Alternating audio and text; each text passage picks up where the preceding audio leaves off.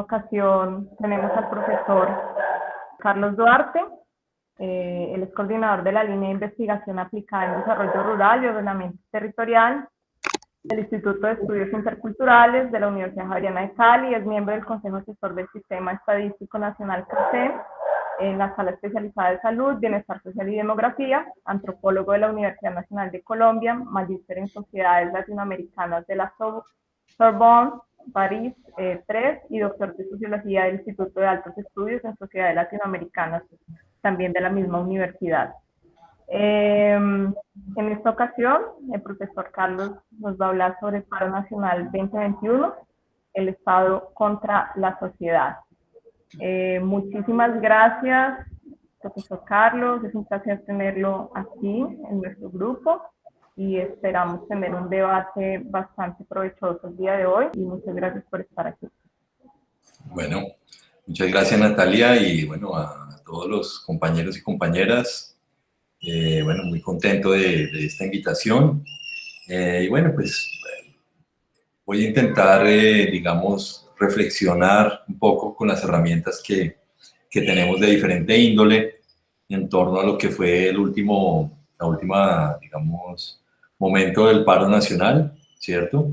Intentaré de alguna manera guardar una perspectiva de análisis de los movimientos sociales. ¿Qué nos dice este paro sobre, digamos, la teoría de los movimientos sociales? Asimismo, cómo el paro se conecta de alguna manera con lo que es los efectos de la cuarentena y la pandemia, ¿cierto? Y también, en un tercer nivel, cuáles son, digamos, las innovaciones que el paro plantea en torno a la movilización social y, digamos, también en torno a todo el ejercicio de respuesta estatal a estas demandas de la democracia. Más o menos estos son los puntos que intentaré desarrollar junto a ustedes. Intentaré ser, digamos, lo más sintético para que también tengamos, digamos, un espacio de intercambio y de diálogo, que creo que es como el principal objetivo de esta serie de discusiones, ¿no? Bien. Vale. Entonces, bueno, aquí hay de hecho, este paro, de alguna manera, yo creo que da pie a la introducción de un nuevo sujeto del movimiento social en el país, que es un poco lo que muestra esta foto, digamos, las primeras líneas, ¿no? Que tomaron diferentes nombres, diferentes aglomeraciones, pero, digamos, tuvieron repertorios de movilización muy similares en este último paro y en la movilización del 21N del 2019, 21 de noviembre, ¿no? Yo, digámoslo de manera provisoria, he llamado de alguna manera este tipo de movilizaciones, como las de la primera línea en nuestro caso, como un tipo de movilizaciones 4.0, ¿no? De alguna manera hacemos referencia a que en la teoría de los movimientos sociales, digamos que la primera generación de movimientos sociales es aquellas que están, digamos, marcados directamente y unívocamente con la desigualdad en torno a la clase social, ¿no? Los sindicatos, digamos, los movimientos sociales. Generación, creo que podríamos situar, digamos, todas las discusiones del movimiento ecologista o del movimiento de los grupos y de las poblaciones aborígenes o indígenas, los grupos étnicos, ¿no? En tercera generación, digamos que en los últimos años, de la mano de la teoría crítica y los estudios culturales, nos hemos situado en todo lo que es digamos, la decolonización y la interseccionalidad, ¿no? Que es, digamos, un ejercicio profundamente discursivo y simbólico sobre, digamos, la desigualdad. Y en cuarto lugar, diría yo, podríamos situar esta nueva generación de movimientos sociales, una especie de cuarta generación, donde de alguna manera hay algunas cosas que son comunes. La idea de, digamos, siguiendo la sugerencia de Han Chung Han, toda la idea esta de organización en colmena, muy descentrada, sin un aparato directo de organización y muy centrada en lo que son las redes sociales. Creo que es un primer ejercicio que vale la pena rescatar. Un segundo elemento que tiene que ver, directamente con la horizontalidad, digamos, en el movimiento social. Un tercer elemento es, digamos, la emergencia o reemergencia, por decirlo así, de esta categoría conceptual del vándalo o la primera línea, vándalo desde un poco como se ha nombrado desde los medios de comunicación o los aparatos más estatales y pues digamos todo lo que viene detrás simbólicamente de la primera línea. Me llama mucho a mí la atención que en las últimas, digamos, episodios de movimientos sociales, particularmente estudiantiles alrededor de la MANE, digamos, había deconstruido un poco esta idea de cubrirse el rostro a través de la popular capucha, y la primera línea lo vuelve a traer, digamos, de nuevo a la palestra como un repertorio necesario en la movilización y que tiene mucho que ver con todos las, digamos, los indicadores de criminalización, estigmatización y letalidad hacia los liderazgos sociales en el país. Y de alguna manera, digamos, hay una coyuntura ahí interesante, es ver cómo la protesta se plantea también escenarios de representación, porque justo el paro, digamos, en sus últimos estertores se está traslapando con todo lo que es, digamos, el escenario preelectoral, ¿no? Y digamos que hay retos interesantes a analizar, ¿no? Pero bueno, más allá de la categoría conceptual, miremos un poco lo que nos muestran algunos datos agregados. De alguna manera, en el mapa de la derecha tenemos la representación de la evolución de la pobreza extrema en el 2019, ¿no? Era, digamos, el dato que tenía a la fecha en junio, que fue cuando hice este ejercicio, el DANE, ¿no? Pero que es muy interesante, si ustedes lo ven, porque la pobreza extrema normalmente en el histórico está situado en los departamentos donde menos se afectó en el último año del 2019. Es decir, si ustedes miran este mapa antes de la pandemia, la pobreza extrema claramente siempre tiene, digamos, ese correlato con el Chocó, con el Cauca, con la Guajira, ¿no? Mientras que aquí, miren ustedes, digamos, hay una particularidad que la pobreza extrema afectó, digamos, departamentos con un potencial productivo y desarrollo de ciudades bastante profundo, ¿no? Particularmente, digamos, Santanderes, Bogotá, Cundinamarca y particularmente el caso de Cali, ¿no? Y si ustedes miran, estos son los puntos, y a la izquierda de sus pantallas tienen los puntos de concentración, digamos, en los momentos, uno de los momentos donde estaba, digamos, más álgida la movilización, justo antes de que se cayera el proyecto de reforma tributaria. Esta semana, del 28 de abril al 6 de mayo, nosotros hicimos este ejercicio en el Instituto de Estudios Interculturales de ver dónde habían, digamos, puntos de concentración, y evidentemente hay, digamos, una relación muy fuerte entre, digamos, departamentos con un incremento fuerte de pobreza extrema, ¿no? Y lugares de movilización, ¿no? Particularmente Bogotá y Valle del Cauca van a ser, digamos, muy representativos en este ejercicio. Aquí tenemos un zoom a estos puntos de concentración, ¿no? Y digamos que es muy interesante ver que los puntos de concentración se fijan normalmente alrededor de las vías de conexión, digamos, intermunicipal, ¿no? Y normalmente escenarios como el de, por ejemplo, las mingas del Cauca, el paro del 2013, por ejemplo, nos muestran normalmente un punto específico de concentración muy fuerte, donde se concentra, digamos, la acción colectiva o el paro, ¿no?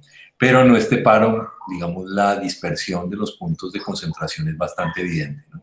Miren ustedes cómo están dentro de las ciudades. Este es un zoom al, digamos, norte del Cauca, sur del Valle, ¿no? Donde vemos, digamos, cómo se manifiesta este ejercicio de movilización, ¿no? Si hacemos de nuevo el zoom, nos vamos a ver aún más a toda la zona, digamos, del norte del Cauca, sur del Valle, toda la zona plana, ¿no? Los bloqueos evidentemente intentan, digamos, afectar la dinámica normal de comunicación municipal, ¿no? De una manera muy, muy fuerte, ¿no? Entonces, aquí hay una primera tesis que yo quisiera plantearles, y aquí lo vemos, digamos, relacionando la pobreza multidimensional, ¿no?, con los puntos de movilización. Y aquí se ve, digamos, en la pobreza multidimensional, este es, digamos, un mapa de los que les decía, 2018, cómo de alguna manera la pobreza multidimensional tiende a ser evidentemente mucho más fuerte en los municipios del Pacífico o en los municipios, por ejemplo, en este caso del Tolima, ¿no? Y el valle geográfico, digamos, alrededor de lo que es la caña de azúcar, digamos, toda ¿cómo se llamaría? El desarrollo agroindustrial tiene, digamos, unos índices de pobreza multidimensional, digamos, más bajos, lo cual no quiere decir necesariamente que la desigualdad sea menor, ¿no? Pero digamos que hay una pobreza ahí multidimensional mucho más atenuada que en los otros lugares, pero, digamos, como vemos, los puntos de concentración están directamente en los lugares donde hay ciudades intermedias o grandes aglomeraciones como Cali, ¿no? Y aquí hay una primera tesis que yo he sostenido alrededor de mi análisis del paro, y es que este es un paro profundamente urbano, ¿no? Y acá hay, digamos, un rompeaguas muy fuerte, ¿no?, con las anteriores jornadas de movilización, tanto de las diferentes mingas del Cauca, como el famoso paro campesino del 2013, ¿no?, donde evidentemente hubo una manifestación rural poderosa. En este caso lo que hubo fue una evidente organización popular, ¿no?, en torno a la juventud o las poblaciones que están rezagadas o están claramente, digamos, apartadas del empleo, las condiciones de acceso a educación, salud, dentro de las aglomeraciones urbanas como Cali o dentro de las mismas cabeceras municipales, ¿no? Esta es una primera tesis que, pues, para que la discutamos, para que miremos, pero digamos, a mí me parece que las evidencias son, digamos, muy contundentes en ese sentido, ¿no? Eso no quiere decir que no hayan habido, evidentemente, manifestaciones rurales poderosas, ¿no?, en el Catatumbo, en diferentes, digamos, lugares como en el eje cafetero, la misma Antioquia, alrededor de Hidroituango, o en el mismo Cauca, pues, de la minga indígena, afrocolombiana y campesina, pero, como ustedes recordarán, el ejercicio del Cauca, que siempre ha sido un referente, lo que hizo fue ir a la ciudad de Cali, ¿no?, en su mayoría. Y aquí tenemos un segundo, digamos, bloque de análisis que es interesante, que es ver la incidencia de la pobreza monetaria en este año, digámoslo, de cuarentena, ¿no? Como ustedes verán, y esto, digamos, apoya un poco la tesis que les mantenía anteriormente, lugares como Quito, por ejemplo, digamos, si bien subió, evidentemente, la pobreza monetaria, subió 6 puntos, ¿no? De alguna manera, de 60.9 en 2019 a 66 puntos en el 2020. Riohacha subió 8 puntos, Santa Marta, digamos, afectó un poco más, Popayán en Cauca subió 1 punto, pero miren, digamos, y el total nacional muestra, digamos, una diferencia importante, casi 7 puntos porcentuales, que es muy representativa, pero miren ustedes Cali y Bogotá. Cali, Bogotá e incluso Medellín o Manizales tuvieron unas variaciones muy, muy poderosas, ¿no? En Cali estamos hablando de 21 a 36, ¿no? Casi 15 puntos porcentuales de variación en la pobreza monetaria, lo cual es, digamos, muy representativo y apoya esa idea de que, digamos, las economías formales e informales en las aglomeraciones urbanas y en las cabeceras municipales sufrieron el impacto, digamos, de la cuarentena de una manera bastante poderosa, ¿no? Esta es la pobreza monetaria extrema, donde incluso Cali, aquí, por ejemplo, el caso de Cali, que fue tan representativo, donde yo voy a focalizar mejor el estudio porque es obviamente donde estamos situados, donde estoy situado yo. En esta de pobreza monetaria, Cali está por debajo de la media nacional, ¿no? Pero en pobreza monetaria extrema está por encima, ¿no? La media es 5.5, Cali está en 8.6. Entonces, pues nos muestra, digamos, que ya la pobreza monetaria era importante, ¿no? Pero la pobreza monetaria extrema, que es la que nos lleva un poco a hablar de gente que dentro de la ciudad dejó de tener los 3 alimentos diarios, ¿no?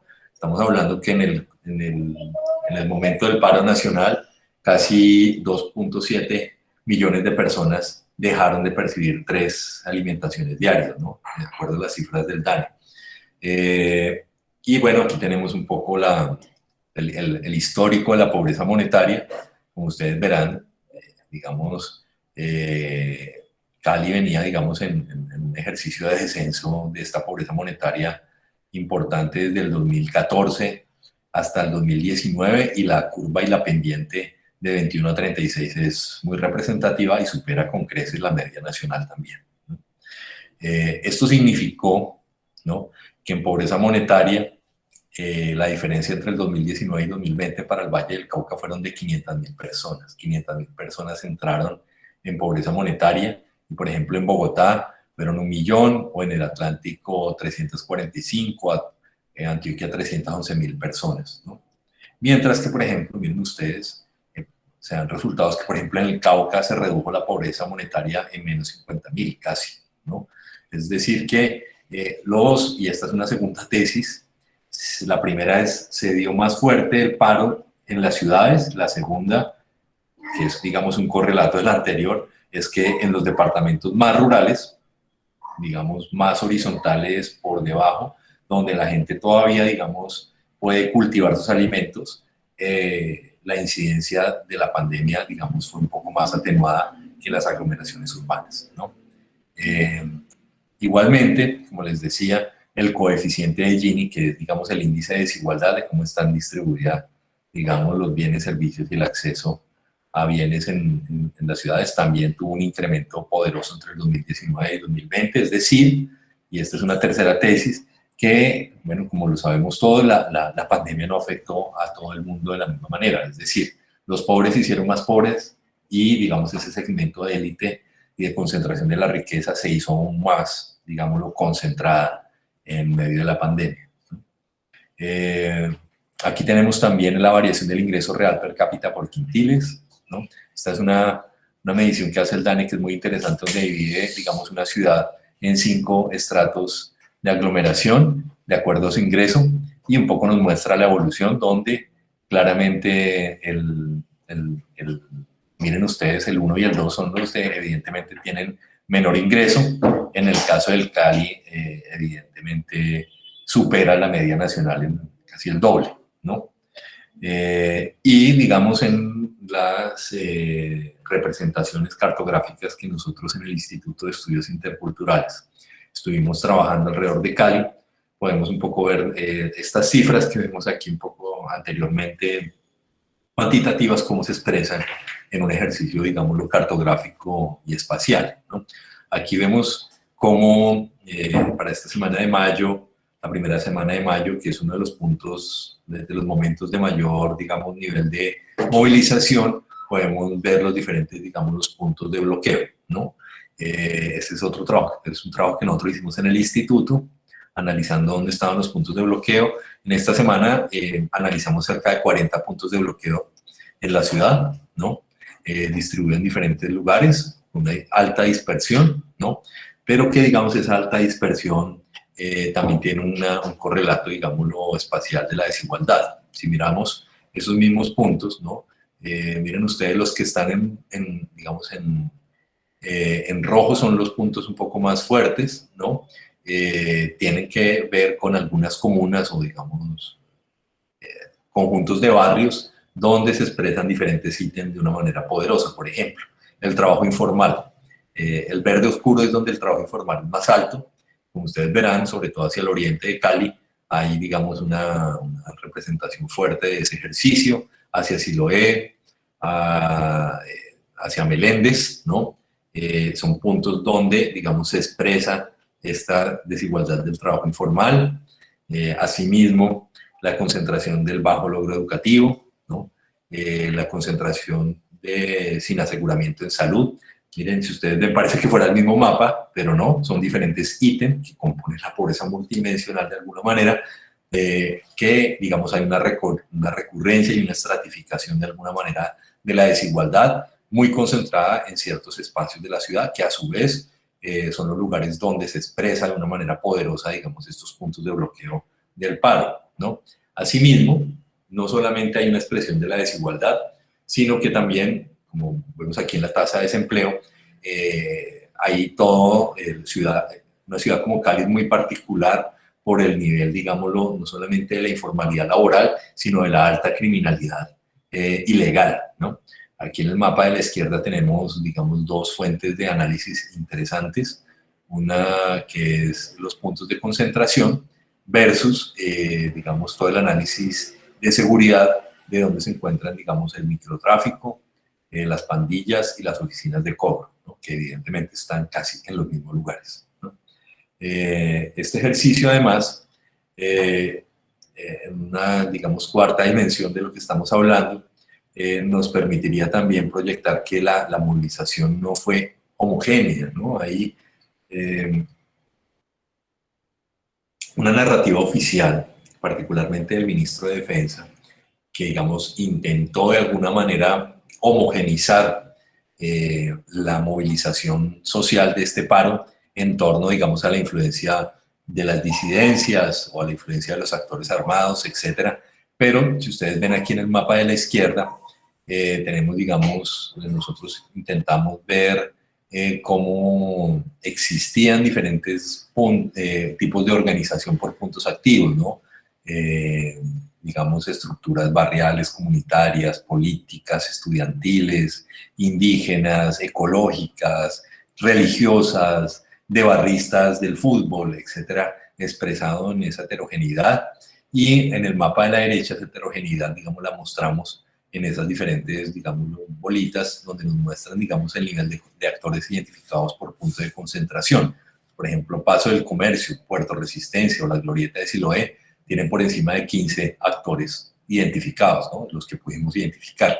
Esto un poco para, de alguna manera, ver en la evidencia cómo no hay una homogenización del paro y difícilmente, digamos, podría darse un poco una tesis que se intentó posicionar de digamos, la dirección o la infiltración de determinados actores ilegales o políticos, ¿no? Para direccionar, digamos,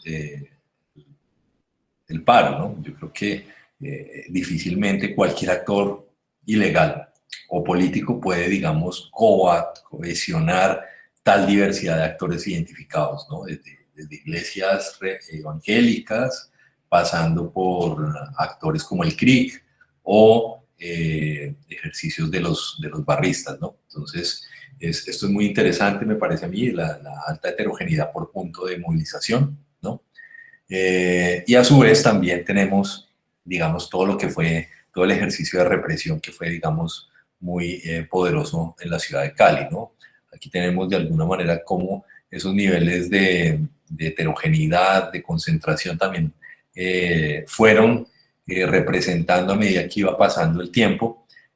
Todos los reportes, en este caso tenemos ahí de desaparecidos en una fecha particular, que evidentemente fueron evolucionando tristemente hacia niveles bastante complejos a medida que iba pasando el mes de mayo, ¿no? Y vemos de alguna manera también como, de nuevo, volvemos a esa idea de que existe una violencia preexistente, por ejemplo, en el caso del Valle del Cauca y la ciudad de Cali. Ustedes ven ahí como, digamos, Cali es una de las ciudades que supera, digamos, la tasa superior de homicidios de 50 homicidios por cada 100.000 habitantes, ¿no? Digamos, Bogotá llega a 25 y Cali llega a 50, por ejemplo, ¿no? Entonces, digamos que hay un nivel también de armamento y de, digamos, de respuesta a la violencia de parte del Estado a través de una ilegalidad, digamos, también poderosamente armada en cada uno de estos lugares que preexiste en la misma dinámica del paro, ¿no? Bueno, aquí, digamos, hicimos el mismo ejercicio para Yumbo, otro municipio aledaño a Cali, y como ustedes verán, digamos, casi que son las mismas ejercicios, los lugares donde se espacializa la desigualdad y la violencia, ¿no? Y aquí llegamos de alguna manera a una línea de tiempo que hicimos en uno de los artículos que publicamos ahí en La Silla Vacía, donde vemos, digamos, los repertorios de securización en Cali. De alguna manera frente a esta evolución, digamos, novedosa, difícilmente cooptable, lo que fue la Unión de Resistencias Cali, el Estado también, digamos, tuvo una innovación de represión bastante particular, ¿no? Quizás esa innovación de represión, de alguna manera, está concentrada en lo que significó la declaratoria del decreto de asistencia militar, por dos cosas fundamentales. Uno, por el despliegue de la fuerza, ¿no? De fuerza, digámoslo, conjunta, no solamente del SMAT, sino del GOES, que es, digamos, el aparato de fuerzas especiales de la policía, el ejército mismo, ¿no? Y segunda, porque en la práctica las autoridades civiles fueron desplazadas por la autoridad militar, ¿no? Y esto, digamos, aunque hay todo un debate gigante, y aunque, digamos, en algunos lugares no se quiso reconocer, en la práctica, digamos, hay mucha evidencia que muestra que los que tomaron las decisiones, evidentemente, de represión no fue la autoridad civil, sino la autoridad militar. En el caso de Cali, digamos, estaba ese famoso episodio en el que el alcalde llama a una movilización por la paz una noche, se quita la camiseta, se pone la camiseta blanca de la paz, y esa misma noche los aparatos de seguridad, digamos, operan de una manera, digámoslo, desproporcionada en los puntos de concentración, ¿no? Y esta actividad también es muy interesante porque se hizo de alguna manera algo que no veía siendo tan común en las ciudades y en las movilizaciones. Es la diferencia, digámoslo, abismal entre el día y la noche. Es decir, ya lo habíamos visto en el 21 de enero de 2019, en el día las autoridades políticas y civiles llaman a la paz, a la calma, a la tranquilidad, a que la gente, digámoslo, ejerza su derecho a la protesta sin, digamos, violencia, pero en la noche se despliegan operaciones tipo comando, que son bastante complejos, ¿no? Se despliegan repertorios paramilitares en la ciudad de Cali, digamos, hubo casi 20 días donde, digamos, operaron camionetas blancas, digamos, muy sospechosas, digamos, de ser un paramilitarismo de alguna manera complacido por las autoridades y la fuerza pública, que pasaban por los puntos de movilización rafagueando con fusil, con armas cortas a los puntos de movilización, en una ciudad que tiene un nivel, digámoslo, de securización bastante poderoso por las cámaras, por el despliegue mismo de la asistencia militar, y donde nunca se cogió a ninguna de estas camionetas que pasaron por la noche. Asimismo, vimos cómo comenzó, además de estos repertorios ilícitos paramilitares, una connivencia, digámoslo, muy llamativa entre policías y civiles armados en dirección de represión a los puntos de movilización, ¿no? Quizás el día más evidente fue todo el ataque a la Minga en Ciudad Jardín, ¿no? Donde, como ustedes recordarán, hubo un despliegue muy fuerte, no solamente de policías, sino sobre todo de civiles armados con, digamos, armas de largo alcance, utilizándolas al lado de la misma policía, ¿no? Y por último, hay todo este ejercicio que se dio ya al final un poco de la movilización, que fueron las detenciones arbitrarias, todo un conjunto de dispositivos de represión que no estaban sustentados jurídicamente y que claramente se dirigían a minar la movilización utilizando, digamos, los canales extraordinarios de la fuerza pública, ¿no? O sea, carros civiles que eran utilizados por miembros de la policía civil para capturar personas, capturas sin órdenes de captura, etcétera. Un conjunto de momentos bastante, digamos, complejos, ¿no? Y de alguna manera a futuro, digamos, pensando en elementos que habría que hacer en todo este ejercicio. Evidentemente, nosotros ahí situamos que estos puntos de movilización son casi 200 barrios, ¿no?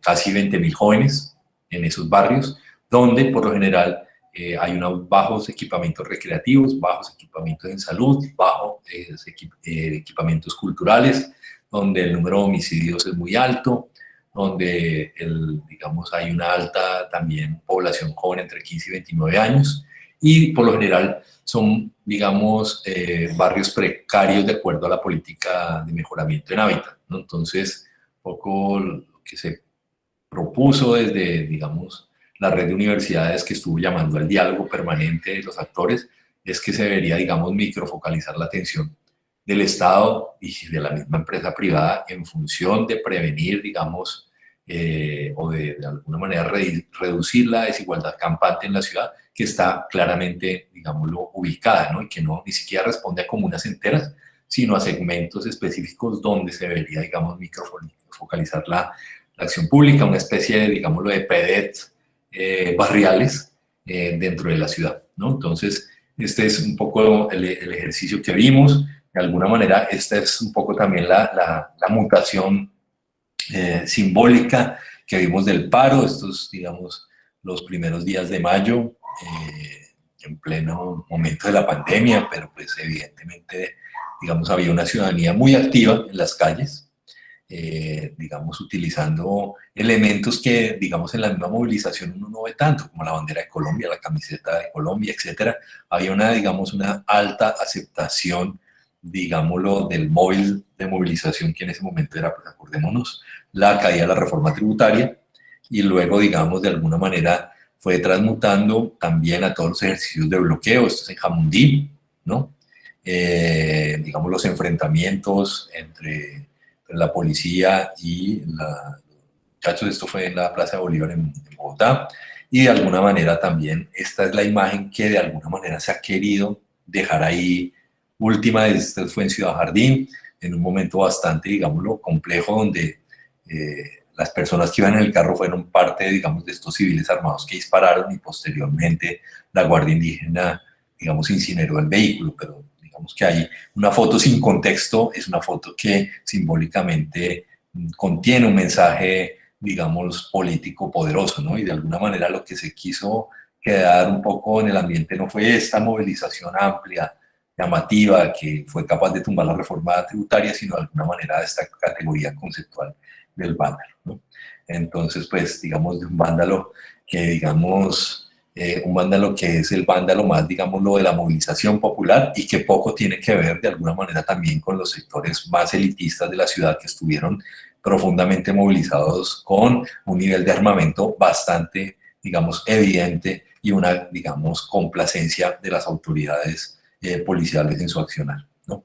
Entonces, para terminar, digamos, esta conversación, y para comenzar la conversación más bien, hay algunas cosas para pensar que yo creo que son interesantes. Esta reactivación del enemigo interno a través de la securización del debate y de la protesta pública, digamos, esta evolución que plantea el gobierno Duque con respecto a ya no necesita la conmoción interna, ¿cierto? Sino que esta idea nueva de securización, donde las autoridades militares de un poco toman el relevo de la autoridad política. La actuación de los organismos de la nación para controlar la actuación estatal, ¿no? Sobre todo dirigido a esta reflexión a cómo se comportaron la Defensoría y la Procuraduría y la misma Fiscalía, que se supone deberían ser órganos autónomos en el Estado de Derecho colombiano para supervisar la misma actuación no solamente del Estado, sino de la fuerza pública, y para defender, digamos, a los civiles, que evidentemente tuvieron un nivel de protagonismo muy precario. Me parece también muy interesante que se estrenó una forma de alguna manera de negociación dispersa, donde, por ejemplo, en las mingas o en el paro hay organizaciones muy poderosas, campesinas, indígenas, afrocolombianas, que centran la negociación y la interlocución. En este caso, digamos, era muy difícil, porque las primeras líneas no están, digamos, construidas para generar este grado de interlocución, y evidentemente su nivel, digámoslo, de poder de resolución en torno a la negociación fue muy bajo, y de alguna manera claramente también el gobierno nacional intentó solamente legitimar el comité de paro que está en Bogotá, aún a expensas de que sabía que los principales lugares de bloqueo no tenían ninguna influencia del comité de paro, ¿no?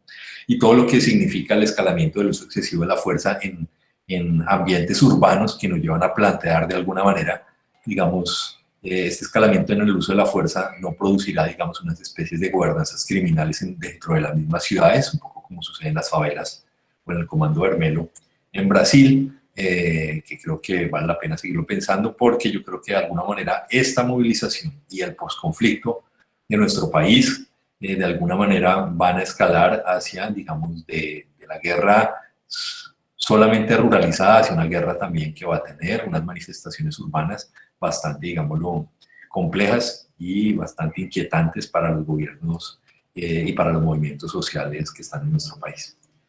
Gracias, profesor Carlos Duarte, por tan magnífica conferencia. Es inclusive para nosotros también poder rever todos esos mapas maravillosos que nos presenta Carlos y pues que tienen mucha información en relación a cómo esta explosión social justamente, estallido social justamente está relacionado con esas condicionantes, ¿no? de pobreza multidimensional, de pobreza extrema, de la forma como la pandemia justamente afirró las desigualdades, la intensidad de los mismos conflictos, porque afectó de forma desigual a estas poblaciones y pues muy interesante esas propuestas que señalan, ¿no? De tal vez un interés barrial, ¿no? Estrategias más microfocalizadas para atender justamente a esas poblaciones que necesitan prioritariamente decisiones y una política pública que pueda justamente amenizar y pues resolver esas desigualdades que al mismo tiempo también son factores que originan los conflictos y también cómo ese conflicto, la forma de respuesta del Estado, creó como todas estas condicionantes de transformar, ¿no? De, como tú dijiste, mutar esa figura de la protesta social e intentar criminalizar un movimiento que es legítimo y que pasamos entonces al debate. Gracias. Buenas tardes. Carlos, hay una parte interesante dentro del análisis o dos componentes que veo yo interesantes allí. El índice, este índice de Gini es una pregunta, ¿el Gini de qué? ¿De ingresos, de patrimonio o de qué? ¿Cuál es el Gini? Ese es el Gini de ingreso. El de ingresos, ya. Bueno, y la otra es la parte de la configuración de la parte del Estado. He venido haciendo una lectura alrededor de la evolución histórica de las violencias en Colombia, mirada desde la conquista a la colonia, he venido hasta ahora, hasta el momento actual. Y hay un planteamiento reciente de Orlando Melo, de Jorge Orlando Melo, donde habla del faccionalismo de los actores que virulentan procesos de reacción entre grupos de partido. O sea que parcialmente se rompe la organización y es lo que estamos asistiendo en este momento con lo que prepara el movimiento político de gobierno, que sería el Centro Democrático. Si ustedes leen e interpretan ese momento histórico en que estamos, es un movimiento faccionalista al interior de ese Centro Democrático. El Centro Democrático es un faccionalismo del Partido Liberal.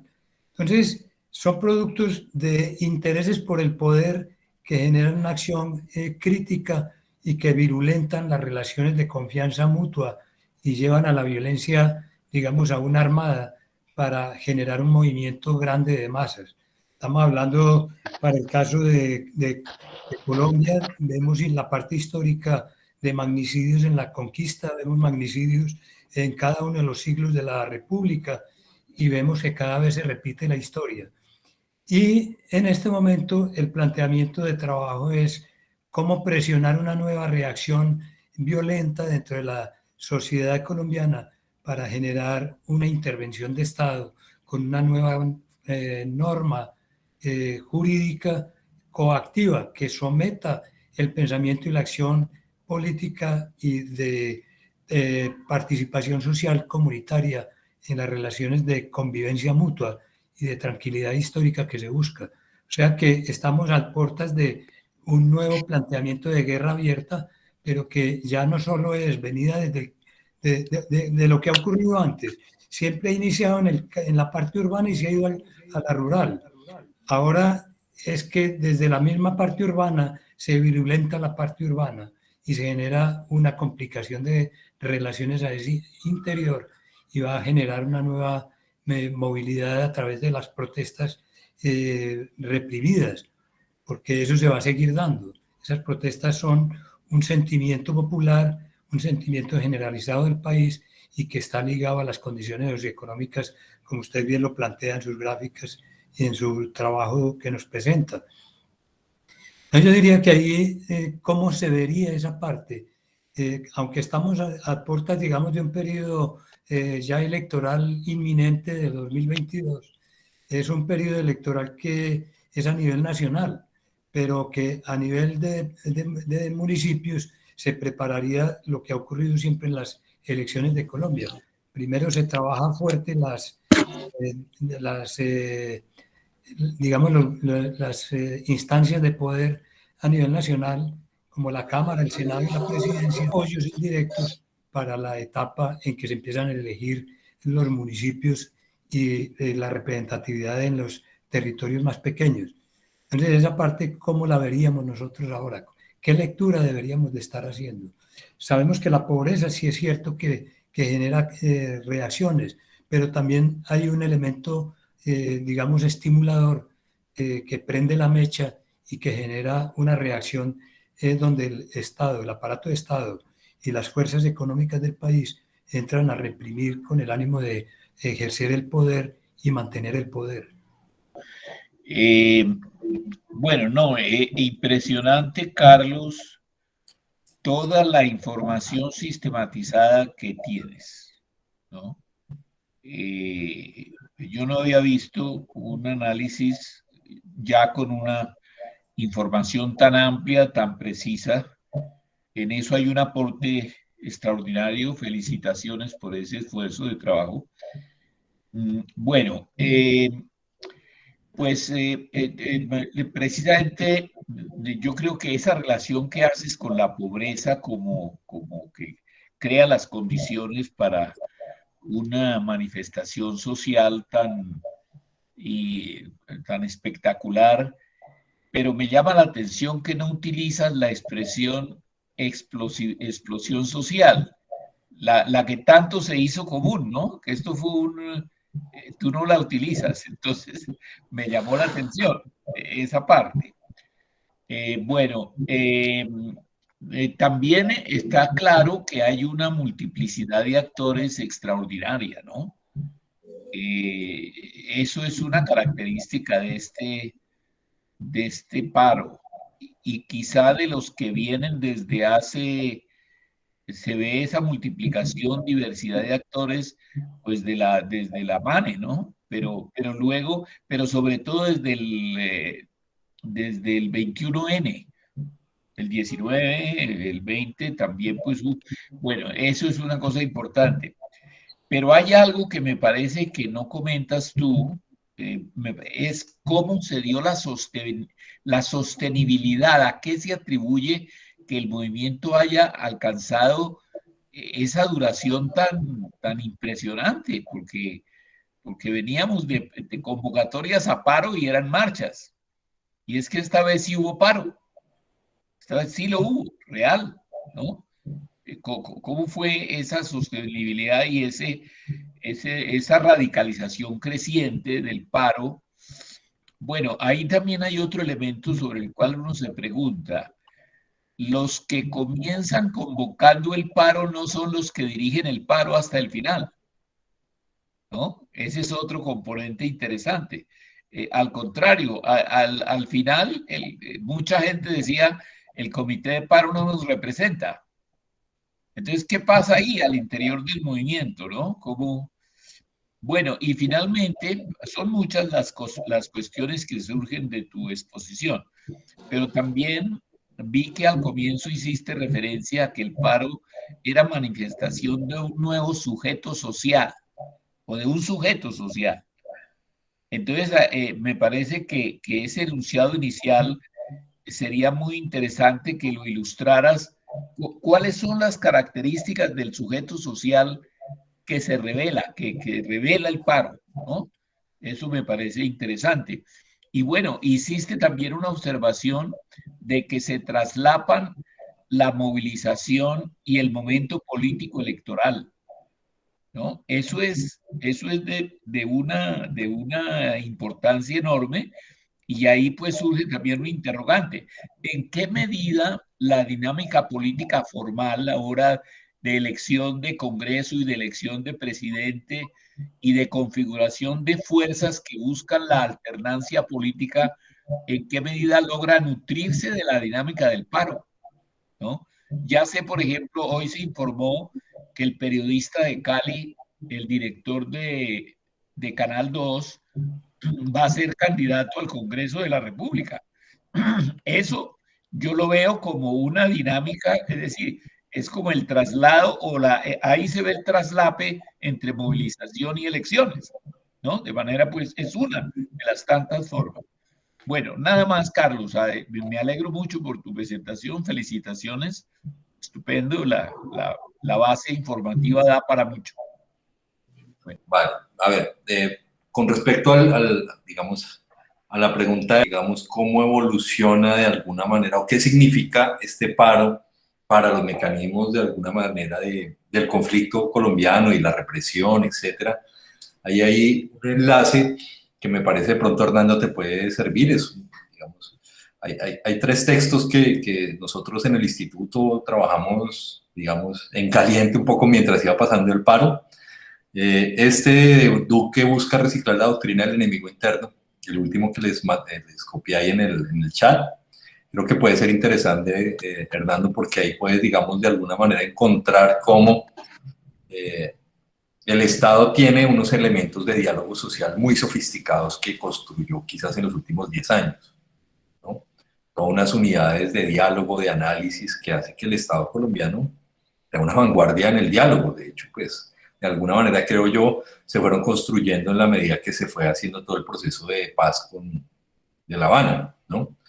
Y cómo, pues, este gobierno evidentemente no utiliza esos mecanismos de diálogo, esas estrategias de diálogo muy poderosas, muy sofisticadas que se tiene, y opta por otra, digamos, dinámica, ¿no?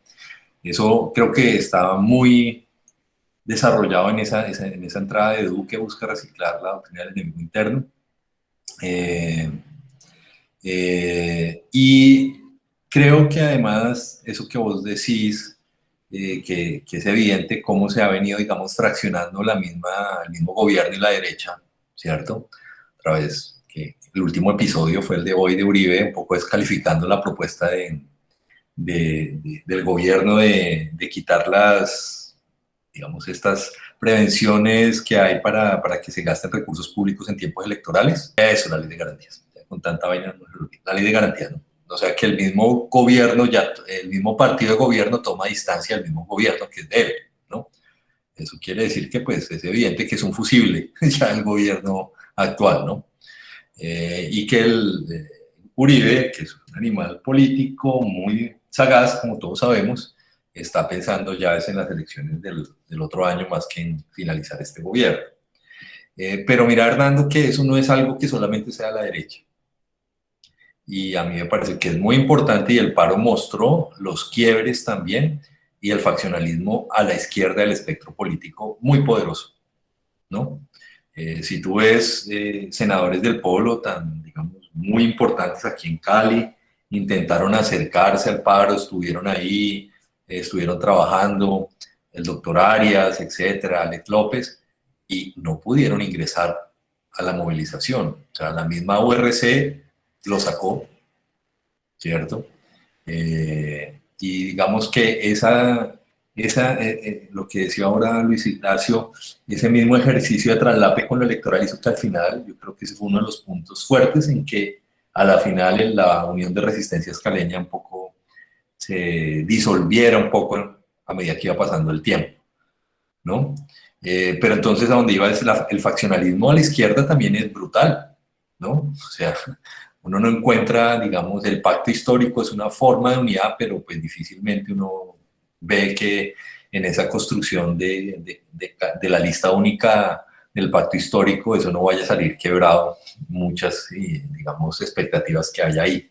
Entonces, digamos, la faccionalización para mí es sintomática de un proceso social mucho más amplio, que yo creo que vale la pena que exploremos.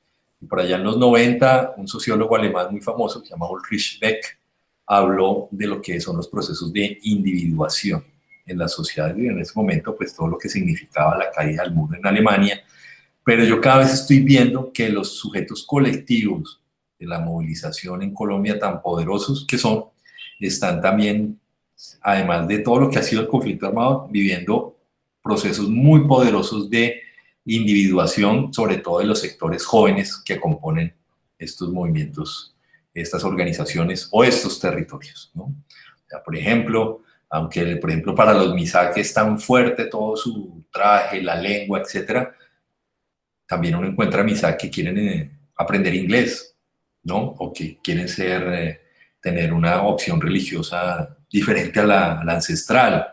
En las ciudades, la misma dispersión de las grandes, digámoslo, plataformas estudiantiles es más que evidente. La MANE ya no es sino un recuerdo, ¿no? De alguna manera, y hay toda una, digamos, dispersión y descreimiento de estas plataformas sociales tan fuertes en la primera década y segunda del 2000. Entonces, yo creo que esa faccionalización de derecha también está en la izquierda y creo que es sintomático de un proceso más profundo de individuación en la sociedad latinoamericana, ¿no? Es una cosa que me parece importante mencionar. Respecto a también lo que un poco preguntaba de cómo se financia esta gente para durar tanto. Recordemos también, Luis Ignacio, que digamos, uno de los referentes más importantes de paros urbanos era el famoso paro del 77. Para el 77 no duró más de 15 días, ¿no? Menos, diría yo, un poco más de una semana, ¿no? Y fue un estallido. Precisamente por eso no menciono yo tanto el estallido, porque aquí tuvimos, digamos, muchos estallidos chiquitos en diferentes lugares, muy poderosos, muy fuertes, porque el estallido es como un evento particular, muy situado, y aquí lo que vimos es una mediana duración de un evento de protesta social muy fuerte, ¿no? Que ahí yo, Luis Ignacio, de pronto te recomendaría este texto que yo trabajé para Palabra Salvaje, el de Movilizaciones 4.0, el Paro Nacional de Colombia. Ahí intenté hacer como un mini ejercicio etnográfico a un sitio, a un punto de bloqueo, ¿no? Y mira que realmente en la mayoría de puntos de bloqueo, quizás esa foto de la mayoría de gente apoyando, se vivió en la práctica, ¿no?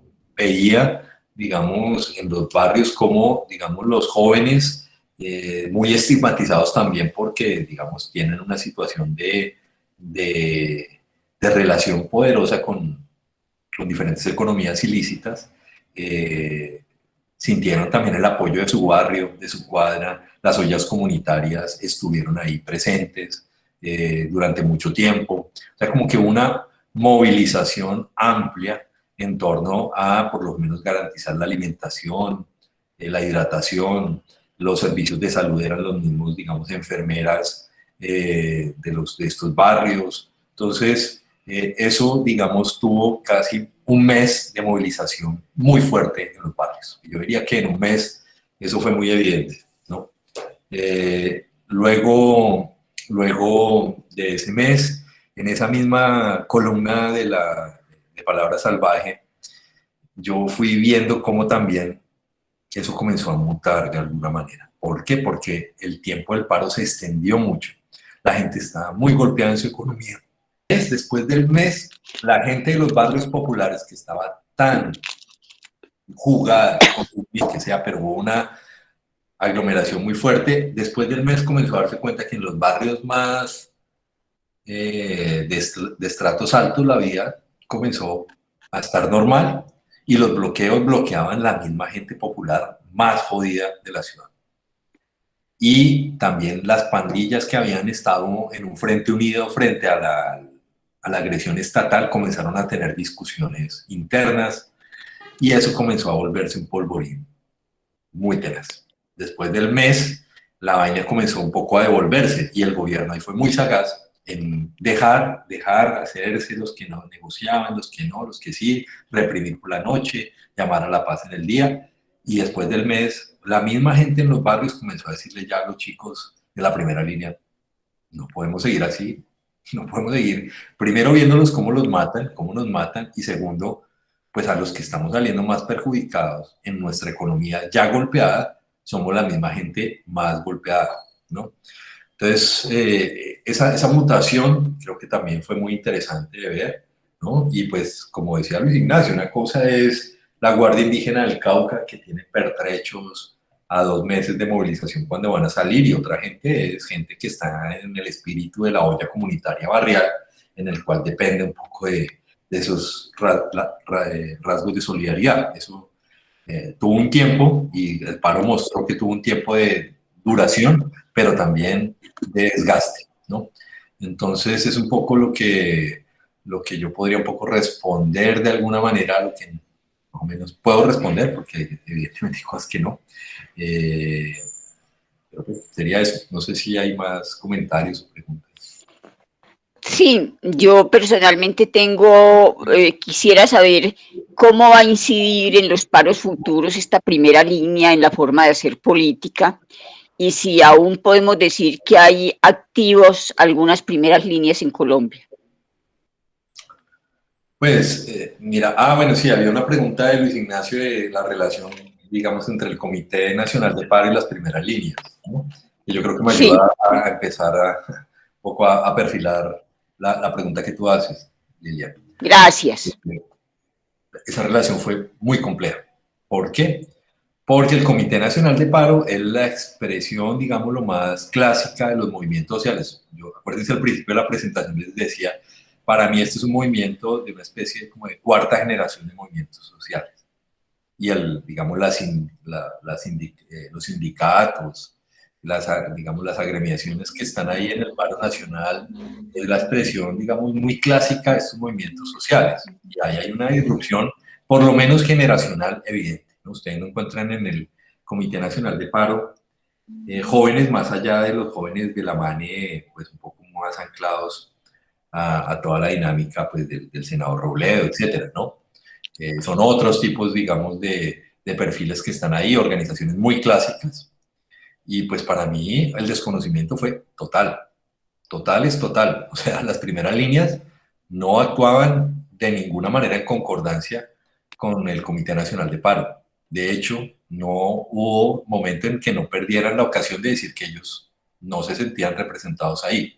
Y el Comité Nacional de Paro creo que también funcionó de una manera bastante ambigua, como que reconocidos por el gobierno, con muy poco reconocimiento en la calle, pero ellos tampoco buscaron ir a los barrios, ir a los lugares donde estaba la movilización, sino que hay en ese ámbito de negociación que me parece fue muy traumático para ellos mismos, ¿no? Entonces, yo siento, Lilian, que esas puentes, digámoslo, con los movimientos políticos no son, digamos, muy claros, ¿no? Seguramente la gente puede tener, digamos, un voto a lo que pueda sentir quizás a la izquierda del espectro político, que podría ser el petrismo, que no es todo el pacto histórico, evidentemente, ¿no? Yo creería que hay, pero también, digamos, hay una radicalización frente a los espacios electorales muy evidentes, ¿no? Recordemos que las primeras líneas de Bogotá intentaron o hicieron un comunicado diciendo que iban a volverse partido político en las elecciones, lo cual muestra, digamos, también un poco en ese momento el desconocimiento que hay de la misma dinámica electoral, ¿no? O sea, pues, la primera línea no podía volverse partido político, pero sí vi, y el petrismo fue muy hábil en su jugada electoral, y ellos cooptaron rápidamente a algunos voceros de la URC. Y bueno, eso pues digamos que en la política y en este escenario valen muchas cosas, pero no puedo dejar de decirlo que eso también incidió en que la URC digamos, se dispersara, porque no todos estaban de acuerdo, digamos, en esa excepción electoral, ¿no? Entonces, yo no creo que el puente sea tan claro, ¿no? Primer elemento. Y segundo elemento, como les decía, estas primeras líneas funcionan de una manera, digámoslo, muy electrónica, muy de redes, muy, digámoslo, de colmena. Entonces no necesitan, digamos, tener una junta de acción comunal para reunirse, para estar ahí, etcétera. Digamos, ellos mismos lo llaman como ejercicios de autodefensa comunitaria en torno a la movilización. Y es, digamos, ahí donde se construye este ejercicio, y digamos que es interesante porque no es aislado de un contexto global, ¿no? O sea, las primeras líneas chilenas ya habían mostrado, digamos, ese repertorio de movilización. El movimiento independentista de Hong Kong también había mostrado estos rasgos de primera línea, y los mismos chalecos amarillos franceses habían mostrado, Sí, digamos, repertorios similares, ¿no? Y sí, sí, recordemos sí. que todos cuatro tienen muchas dificultades para participar en espacios político-electorales, ¿no? Porque la dispersión y Eh, la segregación es muy alta. yo creo que en Francia, en Francia los chalecos amarillos, tal vez con Melinchón. Algunos, pero pues incluso en esos chalecos amarillos vos sabrás bien que también hay incluso gente de derecha ahí en los chalecos amarillos. De extrema derecha. Entonces no es que uno pueda decir todos están jugados a un lado o al otro. Es complejo, ¿no? Yo diría que es como una expresión de movimiento social que está generándose, que yo creo que no va a tener vuelta de hoja porque la misma desigualdad va a ser difícil para la derecha si vuelve a, digamos, a reciclarse en el poder, pero la izquierda no lo va a tener menos fácil, creo yo, ¿no? Porque los escenarios de desigualdad social que vemos aquí, retroceder 30 puntos en desempleo a nivel nacional, eso no, digamos, eso no se va a recobrar en un gobierno, en un periodo de gobierno. Y al gobierno que venga le va a tocar de alguna manera enfrentarse a escenarios de movilización fuertes, profundos, porque la desigualdad va a seguir rampante, digamos, la próxima década, seguramente. Sí. Gracias. Muchas gracias. Bueno, bastante interesante lo que tú dices de esta cuarta generación de movimientos sociales, ¿no? Que se ha visto más identitarios, es decir, que no solamente responden a las pautas que generalmente han sido en relación a trabajo formal, como los sindicatos, sino más localizado y más urbano, en ese ambiente más de identidad y digital. Una cosa bien curiosa que me parece, así, en Brasil, pues, se ha vivido como una crisis de movilización que pensaría yo que ha sido por inclusive el mejoramiento de las condiciones de vida, ¿no? En los años anteriores, que ha caído estrepitosamente en los últimos 6, 7 años, para mal, ¿no? Las condiciones de vida están bien complicadas aquí también. Pero yo veo que aquí en Brasil es como un pasmo, ¿sabes? Como que la sociedad no se moviliza, la sociedad no hace grandes cosas y si lo hacen es muy esporádico y muy corto. Pienso que la capacidad de movilización colombiana es mayor y a pesar de que muchas personas afirman que la sociedad colombiana es apolítica, yo pienso que es muy política y bastante compleja, ¿no? Y la capacidad de movilizarse apunta pues de una forma diferente. Ahora, tal vez los lentes para analizar esos movimientos podrían ser diversos, ¿no? Pero bueno, dejando ese tema así de un lado, mi pregunta va más en la parte como del pacto militar. Nosotros tuvimos un encuentro hace unas semanas con Juan Diego García y justamente él decía que para hacer la paz en Colombia necesitaríamos necesariamente, valga la redundancia, que haya un pacto con las fuerzas militares, ¿sabes?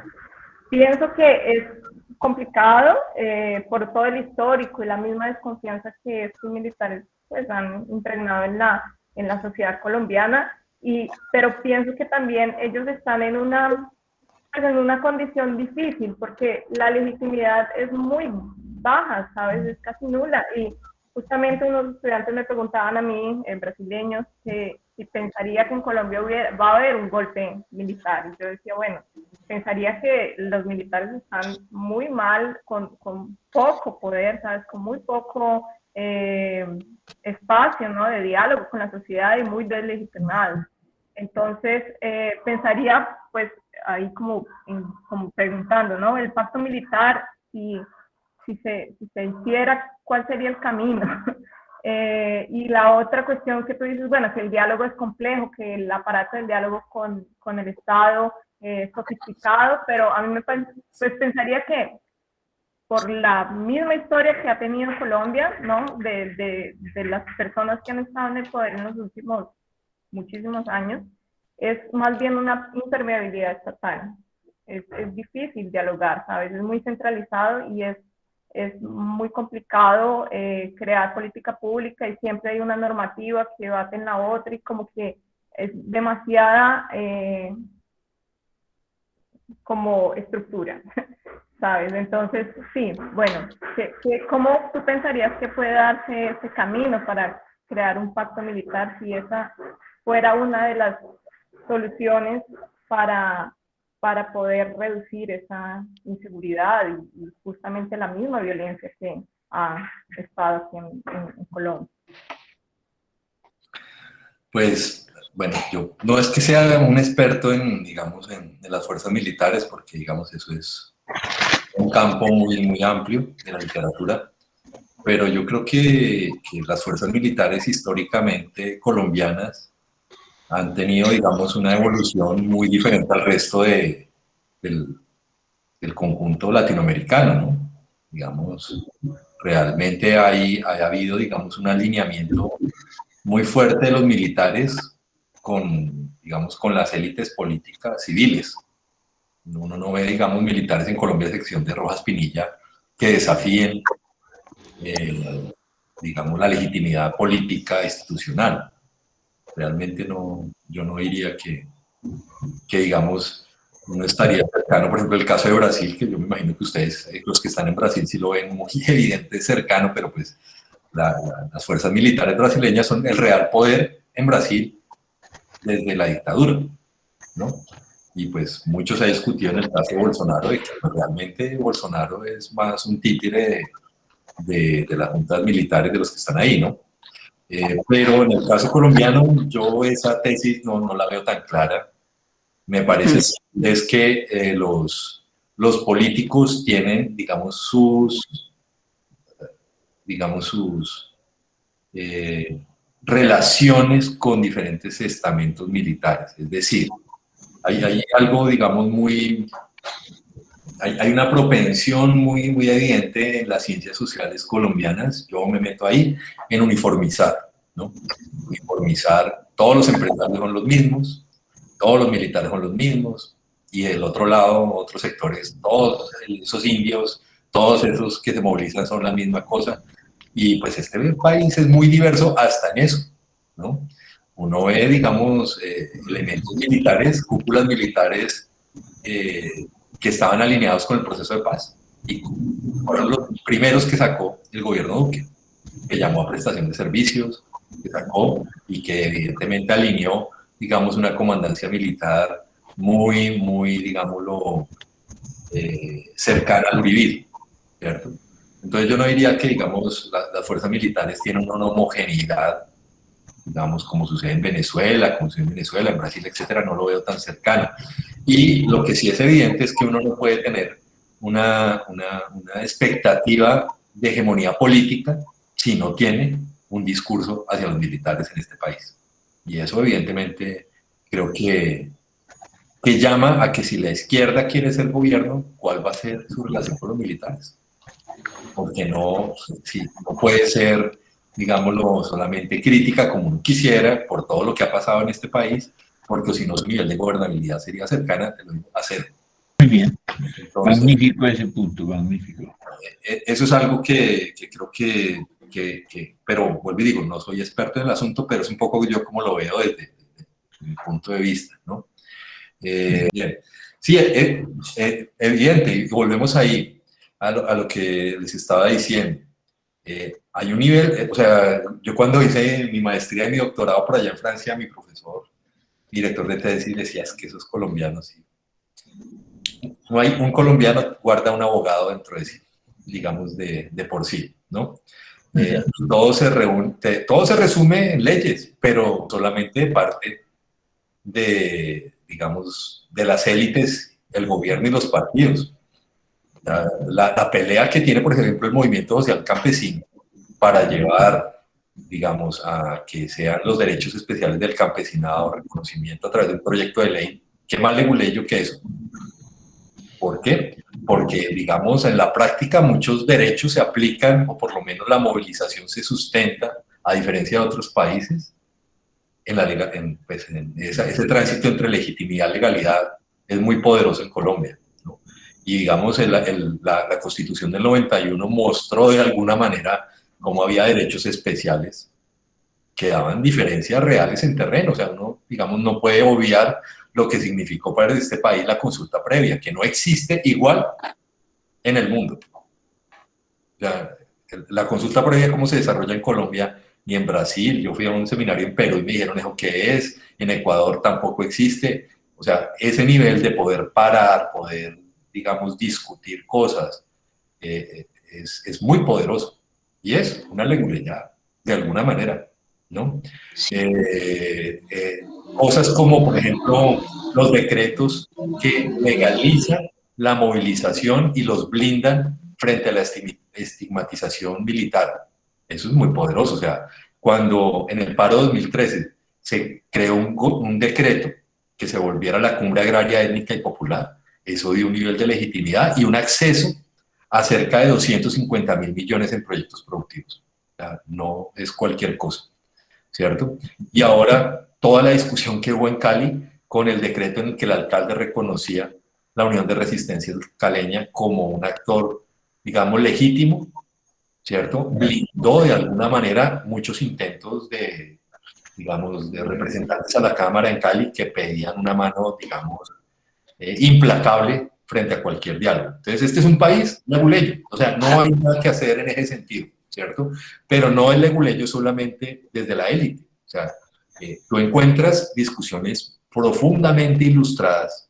La Mesa Nacional de Concertación Indígena, cuando discute cosas legales con el gobierno, es de un nivel de tecnicismo poderoso. Los abogados de la Agencia de Tierra le tienen susto a los abogados indígenas porque su nivel de técnica es profundo, ¿cierto? Entonces, el nivel de tecnicismo, como se da la discusión en Colombia en los movimientos sociales, es muy profunda, ¿cierto? Que de pronto ahí yo seguiría un poco lo que vos decís, de que el movimiento social en Colombia es fuerte, evidente, es político, es muy político, pero además es muy técnico. O sea, las discusiones en Colombia, cuando se sientan las mesas de discusión regional de los paros y eso ya nadie come de cuento de que un funcionario diga la oferta institucional. Lo primero que le piden es muéstreme dónde está el CDP, de dónde va a salir la plata. Y eso es un tecnicismo muy amplio, ¿no? Entonces, yo digo, es una realidad, pero digamos es una realidad en la que sí hay un nivel también de crecimiento de los movimientos sociales muy fuerte. Muy bien. Has tocado, Carlos, puntos muy interesantes. Por ejemplo, el de hegemonía, cuando menciona que hay que tener discurso desde el espacio alternativo frente a los militares, ¿no? Eso es absolutamente imprescindible y estamos en una precariedad enorme en ese terreno, ¿no? Entonces, y eso tiene que ver, por supuesto, con la gobernabilidad del estamento militar por parte de los civiles. Es que aquí hay una tradición en que los militares tienen una dinámica propia y a veces el alcalde queda fuera de lugar, no solo ahora a raíz del 575, sino de antes. Entonces, quedan fuera las autoridades civiles.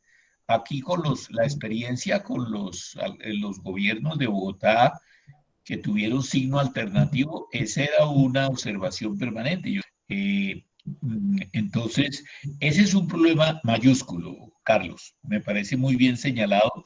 Y bueno, decir cuál sea la solución, eso no es tan fácil, ¿no? Pero también me parece que hay que ligarlo con otra observación que haces, y es que es tan grande el nivel de desigualdad que el gobierno, el que sea, así sea un gobierno alternativo, va a estar ante la presión de la movilización social, ¿no? Bueno, pero ahí hay un elemento que dijéramos que ya un poco mi reflexión personal. A mí me parece que los brotes de violencia en el movimiento social, que por supuesto no se originan en los organizadores del movimiento, ¿no? Pero esa presencia de brotes de violencia, en lugar de fortalecerlo, lo debilita, ¿no? Es decir, me parece que ahí también hay un problema en relación con esta violencia, no de origen institucional, ¿no? ¿Cómo se hace potente el movimiento sin que esté atravesado por ese problema en la medida en que se vio dentro del paro, ¿no? Bueno, inquietudes un poco que son contrastadas, pero que me parece que tienen que ver. Ahí habría también que preguntar, Carlos, ¿cuál es el saldo organizativo del paro? Es decir, ¿qué queda como idea o como formas permanentes de organización? ¿No? Que uno pudiera decir, se ganó un aprendizaje en este sentido. Bueno, el nombre de la conferencia es muy rico, la conferencia, por cierto, y el debate que se está haciendo. Y yo quisiera aportar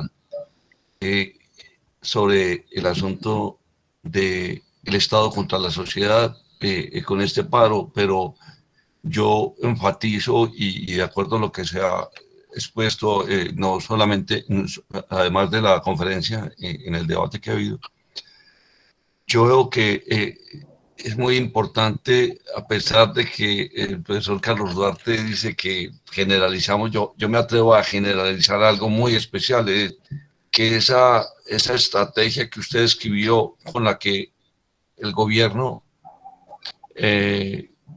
confrontó el paro ahora, esa estrategia, la respuesta además y la alianza con esa gente de bien o es la misma dinámica que se gestó con el paramilitarismo incluso tiene nombre, más que generalizar el Centro Democrático, no es el Estado, es un partido y más que un partido es un individuo.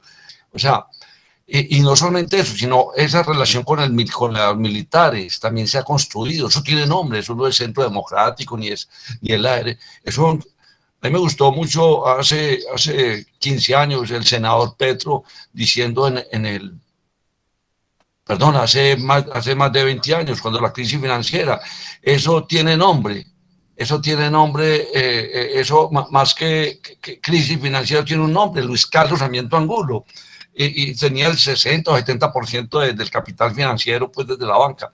Yo quiero decir lo mismo. Yo me atrevo pues yo sé que si no es, pero Uribe Vélez, este señor ha sabido, ¿cómo se dice?, cooptar toda esa fuerza política y también el manejo militar y esta defensa defensa de esos intereses y ese espíritu contrarreformista agrario, todo esto que nos ha llevado a esta explosión, como se dice, e incluso las estrategias retomando el título del Estado contra la sociedad, la MANE, por ejemplo, recuerdo hace 10 años la MANE, ese supuesto triunfo y cómo eso o las zonas de reserva campesina, cómo se derivan en sidres, pues, y de la forma más, yo le diría hasta cínica, y eso es una estrategia, son estrategias que dan leguleyas, pero muy asertivas, pues, del gobierno de estos gobiernos, o de esa línea de derecha que ha liderado, pues, que ahorita encabezada hace 25 años, digo hace 25 años de la gobernación de Antioquia, Uribe Vélez, que pues es una línea que ha cogido fuerza y que han incorporado en este señor, y este señor las maneja y lo que usted acaba de escribir, lo que hicieron el Estado manejando las estrategias, para mí, de doble moral del gobierno, por la noche atacando, en el día, esas artimañas de parte del gobierno. Yo pienso que sí, se le puede llamar Estado, pero eso tiene hasta nombre propio. Ok, ahí dejo. Muchas gracias. Vale, pues. Muchas gracias. No, aquí muy contento, ustedes charlan muy rico. Pues, no, Jorge, yo digamos, hay un clásico muy famoso de la antropología que se llama La sociedad contra el Estado, ¿no?, de Pierre Plastres, donde un poco lo que están proponiendo es cómo, digamos, las sociedades, digamos, no occidentales se resisten a la estructuración estatal, ¿no? Y de alguna manera, o los ejercicios, digamos, comunitaristas resisten la estructura del Estado de alguna manera. Entonces, pues, es un clásico y bueno, yo lo que intentaba era un poco invertir el asunto en cómo, y articulando con la columna anterior, cómo si el Estado tenía muchos mecanismos de diálogo para abordar esto, que se habían transitado, construido de la mano de, digamos, los movimientos sociales en los últimos años, elige no utilizarlos para utilizar, digamos, la violencia estatal, que fue lo que pasó. No me lo invento yo, ustedes lo conocen, la Corte Interamericana, digamos, hizo todo el ejercicio, está ampliamente documentado, ¿no? Entonces yo sí decía que es una política de Estado, puede que alguien oprima un botón, pero pues el Estado funciona a través de una maquinaria que se repliega en los territorios, ¿no? Entonces era un poco esa inversión de la paradoja de Clastres, la que yo mencionaba ahí, de cuando la sociedad, el Estado elige no dialogar y elige, digamos, enfrentarse a la sociedad, que es, digamos, un oxímoron ahí, bastante complejo, porque se supone que el Estado es la expresión de la sociedad, ¿no? De alguna manera en la retórica, pues, de la teoría política. Eso era un poco el objetivo del título, pero también yo creo que no solamente es el individuo Uribe tensionando, polarizando, porque ustedes han visto las encuestas de opinión pública, las últimas, también muestran el deterioro de la misma imagen de Uribe, muy fuerte, ¿no? Su popularidad ha caído de una manera muy fuerte, pero el paramilitarismo en la sociedad no ha decaído de la misma manera que la imagen de Uribe, y esto es algo a analizar, porque en el 21 en el 2019 había gente aquí en Cali, no gente de Ciudad Jardín del estrato 6, sino gente de estrato 4, 3, con fusil en mano a la entrada de la urbanización para defenderse de las supuestas hordas de bandoleros que iban a entrar, pues, a acabar con todo.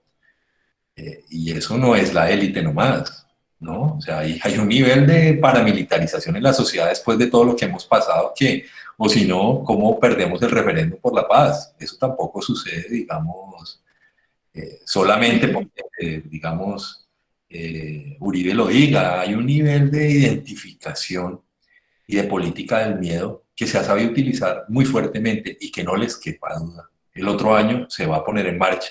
Y ya vimos cómo pasó con el paro. El paro a la final pasó de ser una expresión amplia de participación civil y de rechazo a la reforma tributaria en ser, hay que defendernos de los bandoleros, los criminales y los jóvenes marihuaneros que están acabando con el patrimonio público.